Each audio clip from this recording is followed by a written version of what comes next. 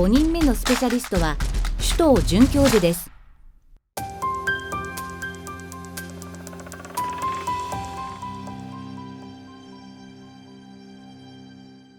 アップロットでは、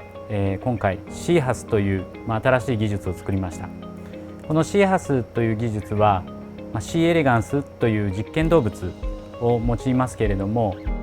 冒頭でも少し触れましたが、CHAS は線虫と呼ばれる線形動物 C エレガンスの一生を人の一生と見立てて健康への影響力を数値化する評価システムです。人と同じように C エレガンスが健康、寿命、延伸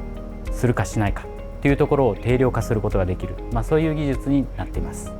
この技術を使うと、世の中にあるさまざまな素材の健康力というのを、明らかにすることができます。で、私もこの1年間2年間ですね、いろんな製薬会社さん、それから健康食品の会社さんと、面談をさせていただきましたが、多くの会社さんがやはり新しい健康素材を世の中に送り届けたいと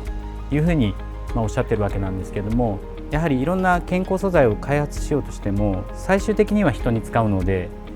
その人に使う前の段階でやっぱり実験動物を使わないといけないという流れがあります。こういった動物をできるだけ減らそうという、動物愛護の観点も重要ですし、SDGs の観点からもそういった動きがあります。ですので、それを打破するためにも、私たちが開発した CHAS という技術であれば C エレガンスを活用して健康を見える化することができるという、そういう特徴があります。今後はアップロットので作り上げたその CHAS と、プラスアルファとして私たちが持っている天然物、これを掛け合わせた CHAS プラスという、大学発ベンチャーを作りまして、そのベンチャーを起点にしながら、社会貢献をする、さらにアップロットはアップロットとして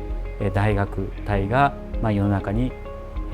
健康を送り届ける、そういうふうな立場として頑張っていきたいなというふうに考えています。